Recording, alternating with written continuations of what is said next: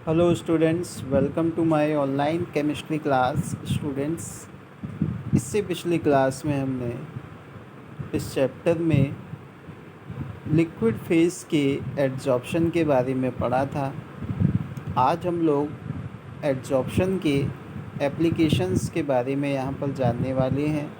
Adsorption का use हम लोग कहाँ कहाँ कर सकते हैं। तो स्टूडेंट्स, अब अगर बात करें एडजॉर्प्शंस के एप्लीकेशंस की, तो एडजॉर्प्शन का यूज़ हम लोग कर सकते हैं हाई वैक्यूम क्रिएट करने के लिए। हाई वैक्यूम क्रिएट करने के लिए हम लोग एडजॉर्प्शन का यूज़ करते हैं, क्योंकि आपने देखा था कि जो गैसेस थी वो सॉलिड सरफेस के ऊपर एड्जॉर्ब हो जा रही थी।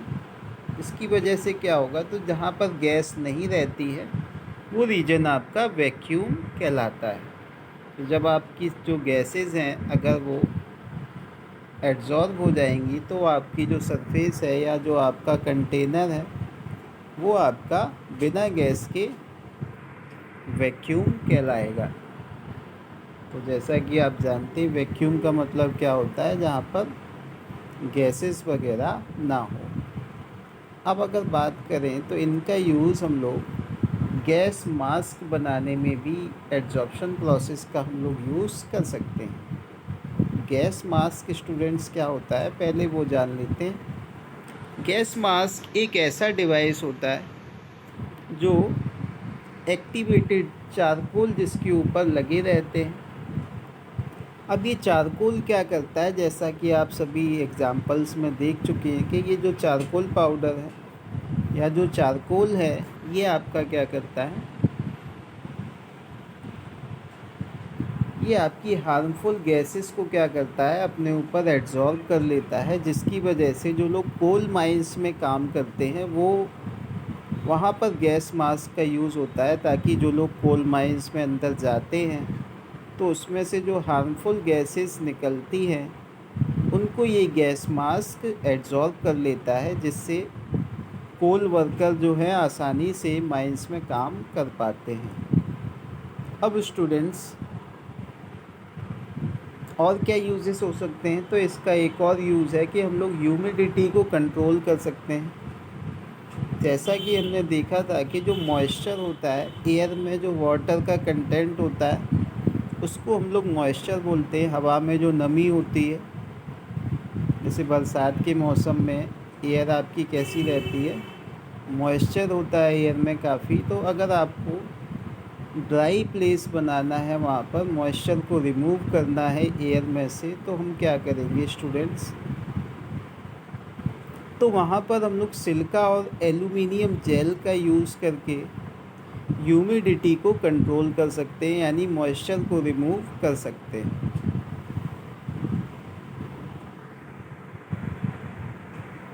तो चलिए चलते हैं, और ज़्यादा यूजेस हम इसके बारे में जान लेते हैं, इसके और कहाँ कहाँ यूज़ किए जा सकते हैं। चलिए चलते हैं नेक्स्ट स्लाइड पर। सो स्टूडेंट्स, आगे हम लोग बात करते हैं हेट्रोजीनियस कैटालिसिस में इसका हम लोग यूज़ कर सकते हैं। अगर एडजॉर्प्शन की बात करें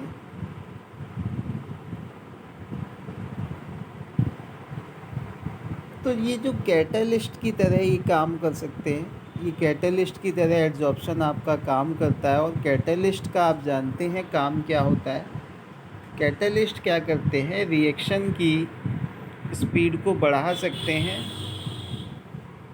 और घटा भी सकते हैं बिना अपने आप में चेंज लाए, यानी कि वो सब्सटेंस जो क्या करते हैं, रिएक्शन की स्पीड को बढ़ा घटा सकते हैं और इनमें खुद में कोई बदलाव, यानी रिएक्शन में पार्टिसिपेट नहीं करते हैं, केवल रिएक्शन को इंक्रीज़ करते हैं, डिक्रीज़ करते हैं और उसके बाद प्रोडक्ट से अलग हो जाते हैं। फॉर एग्ज़ाम्पल जो है आप यहाँ पर ले सकते हैं कि जैसे अगर कोई दो दोस्तों में आपस में लड़ाई हो रही है और कोई तीसरा क्या करता है, आपस में उनकी लड़ाई को और ज़्यादा भड़का देता है, तो वो वहाँ पर कैटलिस्ट की तरह काम करेगा। तो वो क्या करेगा, लड़ाई को भड़का देगा, बढ़ा देगा और बाद में फिर अलग हो जाएगा। तो कैटलिस्ट का भी काम कुछ इसी तरीके का है, रिएक्शन को भड़का तो देता है और उसके बाद खुद जो है रिएक्शन से अलग हो जाते हैं।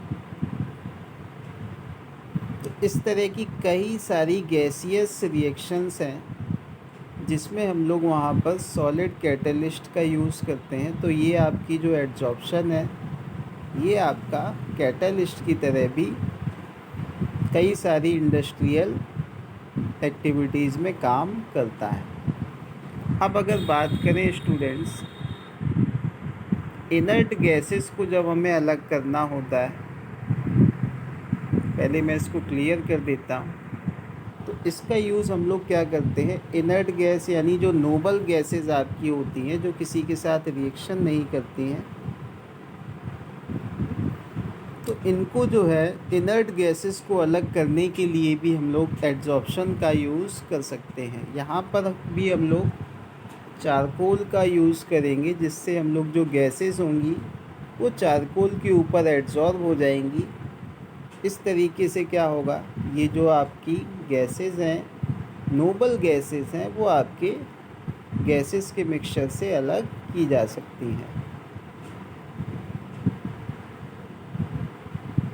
अब आगे अगर हम लोग बात करते हैं स्टूडेंट्स, क्योंकि बाकी गैसेस तो आपकी एडजॉर्ब हो जाएंगी चारकोल के ऊपर और जो इनर्ट गैसेस हैं वो फिर बच जाएंगी। तो इस तरीके से बाकी गैसेस आपकी इनर्ट गैसेस से सेपरेटेड हो जाती हैं। इसके अलावा स्टूडेंट्स इसका हम लोग यूज़ करते हैं बीमारियों से बचाने के लिए। बहुत सारी दवाइयाँ जो हैं इस तरीके की बनाई जाती हैं जो कि जर्म्स को मारने का काम करती हैं। तो जर्म्स को मारती कैसी हैं ये दवाइयाँ, तो ये जो है आपकी जर्म्स की सरफेस पर एडजॉर्ब हो जाती हैं और जिसकी वजह से फिर जर्म्स जो हैं आपके ख़त्म हो जाते हैं। आगे अगर बात की जाए स्टूडेंट्स, फ्रोथ फ्लोटेशन प्रोसेस में भी इसका यूज़ किया जाता है। सल्फाइड ओर से जब हमें सल्फ़र निकालना होता है तो वहाँ पर जो प्रोसेस हम लोग यूज़ करते हैं वो आपकी कहलाती है फ्रोथ फ्लोटेशन प्रोसेस। तो इसको जो है हम लोग सल्फ़र को सिलिका से हम लोग अलग करने के लिए यहाँ पर एडजॉर्प्शन प्रोसेस का यूज़ करते हैं। इसमें हम लोग पाइन ऑयल का यूज़ करते हैं सल्फ़र को सिलिका से अलग करने के लिए। अब अगर बात करें स्टूडेंट्स और ज़्यादा यूसेस की, तो अगर हम लोग बात कर लेते तो इसका यूज़ जो है क्रोमेटोग्राफी में भी किया जाता है, जहाँ पर एक कलर को दूसरे कलर से सेपरेट करने का काम किया जाता है। आई होप आपको यहाँ तक ये सारी चीज़ें समझ में आई होंगी। तो अब आगे हम लोग बात करेंगे कैटलिस्ट के बारे में, जिसको मैंने आपको पिछले स्लाइड में भी कुछ ब्रीफ आइडिया दिया था। इसमें कैटलिस्ट के बारे में हमने आपको बताया कि कैटलिस्ट क्या करते हैं, किसी भी रिएक्शन की स्पीड को बढ़ा देते हैं या घटा सकते हैं बिना खुद में चेंजेस लाए। एग्ज़ाम्पल भी मैंने आपको दिया था कि किसी लड़ाई को भड़काने वाले लोग तो पहले लड़ाई को भड़का देते हैं फिर उससे दूर हो जाते हैं। इस तरीके के जो सब्सटेंस हैं, जो पदार्थ हैं, उनको हम लोग कैटलिस्ट बोलते हैं। और ये जो प्रोसेस होती है कैटलिस्ट की प्रेजेंस में जो रिएक्शन होती है उसको हम लोग कैटालिसिस कह सकते हैं। फॉर एग्ज़ाम्पल हमने यहाँ पर क्या लिया है, पोटेशियम क्लोरेट। पोटेशियम क्लोराइड का जब हम लोग इसमें यूज़ करते हैं तब आप क्या देखेंगे, ये आपका पोटेशियम क्लोराइड अलग हो जाता है और ऑक्सीजन, पोटेशियम क्लोराइड अलग होता है और ऑक्सीजन अलग हो जाता है। तो इसके लिए हमें टेम्परेचर ज़्यादा देना पड़ता है। इसके लिए हमें टेम्परेचर कितना देना पड़ता है स्टूडेंट्स, 653 से लेकर 873 केल्विन तक का टेम्परेचर हमें देना पड़ता है, तब जाकर ये रिएक्शन पॉसिबल हो पाती है। लेकिन अगर हम इसमें एक कैटलिस्ट का यूज़ करते हैं मैग्नीज डाइऑक्साइड का, यानी MnO2 का अगर हम लोग यहाँ पर यूज़ करेंगे इस रिएक्शन में एज अ कैटलिस्ट, तब क्या होगा, ये रिएक्शन आपकी कम टेम्परेचर पर भी पॉसिबल हो जाएगी, यानी 473 से लेकर 633 केल्विन तक ये रिएक्शन आपकी पॉसिबल हो जाएगी। और साथ ही साथ इस रिएक्शन की जो स्पीड थी वो भी बढ़ जाएगी। अब इसमें जो है इम्पॉर्टेंट चीज़ जो मैंने आपको बताई थी कि कैटलिस्ट क्या होंगे, जो इसमें मैग्नीज डाइऑक्साइड का हमने यूज़ किया है, इसमें कोई चेंज देखने को नहीं मिलेगा, ना ही इसके मास में कोई कमी आएगी, ना ही इसके केमिकल कंपोजिशन में कोई चेंज आएगा। इसी तरीके से जो है कैटालिसिस प्रोसेस का यूज़ करके हम लोग इंडस्ट्रीज़ में कई तरीके की रिएक्शंस की स्पीड को बढ़ा सकते हैं, जो कि आपकी इंडस्ट्री में काफ़ी फ़ायदेमंद होती है। भाई अगर आपका प्रोडक्शन बढ़ेगा तो आपके प्रॉफिट बढ़ने के चांस भी उतने ही ज़्यादा हैं। अगर आप ज़्यादा माल बना पाएंगे तो ज़्यादा बिकेगा तो इसका मतलब है ज़्यादा प्रॉफिट होगी। तो ये कैटालिसिस प्रोसेस काफ़ी इम्पोर्टेंट है। चलिए आगे बात करते हैं। कैटलिस्ट के अलावा कुछ और ऐसे सब्सटेंस होते हैं जो रिएक्शन की रेट पर इफ़ेक्ट डालते हैं, तो उनको भी पहले हम लोग डिस्कस यहाँ पर थोड़ा सा मैं आपको बता देता हूँ। उसके बाद हम लोग कैटलिस्ट को डिटेल में स्टडी करेंगे इस चैप्टर में। तो चलिए चलते हैं नेक्स्ट स्लाइड पर। तो स्टूडेंट्स, इसके अलावा क्या होते हैं, प्रोमोटर्स और पॉइजन्स भी जो है, ये भी आपके जो है सब्सटेंस होते हैं। ये वो सब्सटेंस हैं that enhance the activity of a catalyst. Promoters क्या करते हैं, जैसा कि आपने देखा था कैटलिस्ट क्या कर रहे थे, वो रिएक्शन की स्पीड को बढ़ा रहे थे, जबकि जो आपके प्रोमोटर्स होंगे वो कैटलिस्ट की जो है परफॉर्मेंस को बढ़ाएंगे, यानी कि कैटलिस्ट का जो सपोर्ट करेंगे उनको बोला जाता है प्रोमोटर्स। यानी कैटलिस्ट की जो परफॉर्मेंस को, स्पीड को बढ़ाने का काम करेंगे, उनको हम लोग कहते हैं प्रोमोटर्स। इसके अलावा अगर बात की जाए स्टूडेंट्स, जो आपके पॉइजन्स होते हैं वो क्या करते हैं, वो आपके कैटलिस्ट की परफॉर्मेंस को, उनकी जो रिएक्टिविटी है उसको घटाने का काम करते हैं। जैसे हैबर्स प्रोसेस की बात की जाए तो वहाँ पर आप देखेंगे, यहाँ पर जो आपका आयरन है वो आपका कैटलिस्ट है, और यहाँ पर आप देखेंगे इस रिएक्शन में नीचे मॉलिब्डेनम लगा हुआ है, तो ये आपका क्या है, ये एज ए प्रोमोटर काम करता है।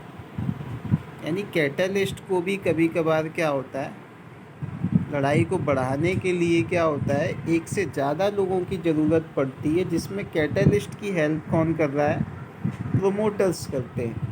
तो आई होप आपको कैटलिस्ट, प्रोमोटर और पॉइजन्स के बारे में समझ में आया होगा। वहीं अगर कुछ ऐसे सब्सटेंस जो रिएक्शन को या कैटलिस्ट की परफॉर्मेंस को स्लो करने का काम करें, तो वो आपके पॉइजन्स कहलाते हैं। तो आपको समझ में आ गया होगा कि प्रोमोटर क्या होते हैं, पॉइजन्स क्या होते हैं और कैटलिस्ट क्या होते हैं।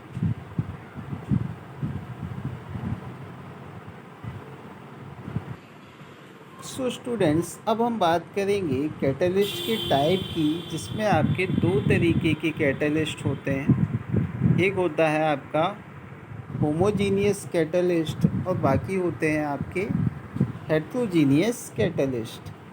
तो कैटलिस्ट की अगर हम लोग बात करें तो वो रिएक्टेंट जब क्या होता है, जब कैटलिस्ट और रिएक्टेंट एक ही स्टेट में हो, यानी कि अगर आपका रिएक्टेंट सॉलिड स्टेट में है तो कैटलिस्ट भी अगर आपका सॉलिड स्टेट में है तो वो आपके कहलाते हैं होमोजीनियस कैटलिस्ट। तो इस प्रोसेस को हम लोग होमोजीनियस कैटालिसिस भी कह सकते हैं। तो आई होप आपको समझ में आ गया होगा कि होमोजीनियस कैटलिस्ट क्या होते हैं। तो सिंपल सा है, जो अगर आपके रिएक्टेंट और कैटलिस्ट एक ही स्टेट में है, यानी लिक्विड या गैस स्टेट में है, तो आपकी जो है ये कैटलिस्ट होमोजीनियस कैटलिस्ट कहलाएंगे। फॉर एग्ज़ाम्पल आप यहाँ देख सकते हैं, इस रिएक्शन में आपके जो रिएक्टेंट है सल्फ़र डाइऑक्साइड और ऑक्सीजन, ये गैसियस स्टेट में है, और नाइट्रोजन ऑक्साइड यानी NO ये भी आपका गैसियस स्टेट में है। तो ये जो है आपके कैटलिस्ट है, ये जो आपका NO है यहाँ पर, ये आपका होमोजीनियस कैटलिस्ट कहलाएगा। आई होप आपको यहाँ पर ये समझने में कोई दिक्कत नहीं हो रही होगी। और भी इसके एग्जाम्पल हैं जिनको आप अपने आप देख सकते हैं। सो स्टूडेंट्स, अब हम बात कर लेते हैं हेट्रोजीनियस कैटलिस्ट की। तो हेट्रोजीनियस कैटलिस्ट क्या होंगे? जब आपकी रिएक्टेंट और कैटलिस्ट की स्टेट अलग अलग हो। जैसा कि आप यहाँ पर एग्जांपल देख सकते हैं, जो आपका सल्फ़र डाइऑक्साइड ये एक रिएक्टेंट है, ये गैसियस स्टेट में है, जबकि आपका ये जो प्लेटिनम है वो आपका सॉलिड स्टेट में है, जो कि एक कैटलिस्ट है। तो जब आपकी रिएक्टेंट और कैटलिस्ट अलग अलग स्टेट में पाए जाएं, तो वो आपका जो कैटलिस्ट होता है वो आपका होमोजीनियस कैटलिस्ट होता है। और इस तरीके की जो रिएक्शन प्रोसेस होती हैं उनको हम लोग हेट्रोजीनियस कैटालिसिस बोल सकते हैं। और भी इसके कुछ एग्जांपल्स हैं जिनको आप यहाँ पर देख सकते हैं गाइस। नाइट्रोजन और आप यहाँ पर हाइड्रोजन देखेंगे गैसियस स्टेट में है, जबकि यहाँ पर जो कैटलिस्ट है वो आपका सॉलिड स्टेट में, यानी जो आयरन कैटलिस्ट का यूज़ किया है वो आपका सॉलिड स्टेट में यहाँ पर पाया जाता है। इसके अलावा और भी रिएक्शन है जिसमें अमोनिया और ऑक्सीजन की रिएक्शन है, जिसमें दोनों रिएक्टेंट आपके गैसियस स्टेट में है, जबकि आपका प्लेटिनम वो आपका जो है सॉलिड स्टेट में है, जो कि यहाँ पर कैटलिस्ट की तरह काम कर रहे हैं।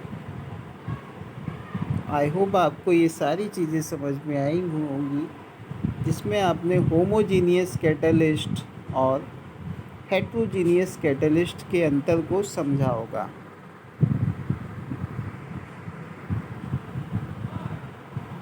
तो आगे हम लोग बात करते हैं students adsorption theory of heterogeneous catalyst के बारे में।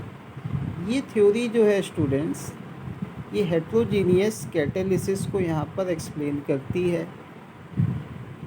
इसको हम लोग एड्सॉर्प्शन थ्योरी ऑफ कैटालिसिस भी बोलते हैं, क्योंकि इसमें क्या होगा, जो आपके रिएक्टेंट होंगे वो एड्सॉर्ब हो जाएंगे कैटालिस्ट की सरफेस पर, क्योंकि कैटालिस्ट आपका यहाँ पर देखा था हमने एग्जांपल्स में, जो आपके कैटालिस्ट थे वो सारे कैसे थे, सॉलिड स्टेट्स में थे। तो जैसे जैसे क्या होगा, कंसंट्रेशन बढ़ेगी रिएक्टेंट की कैटालिस्ट की सरफेस पर, तो इससे क्या होगा, रिएक्शन का जो स्पीड है वो भी बढ़ जाती है। एड्सॉर्प्शन, जैसा कि हम जानते हैं कि एड्सॉर्प्शन आपकी एक्सोथर्मिक प्रोसेस है, और इसी हीट का यूज़ करके, यानी ये जो हीट एनर्जी निकल रही है, यही हीट एनर्जी जो है एड्सॉर्प्शन से जो एनर्जी निकलती है हीट के फॉर्म में, यही क्या कर रही है, आपके रेट ऑफ रिएक्शन को बढ़ाने का काम करती है। तो एक बार फिर से समझ लें हेट्रोजीनियस कैटालिसिस थ्योरी क्या है।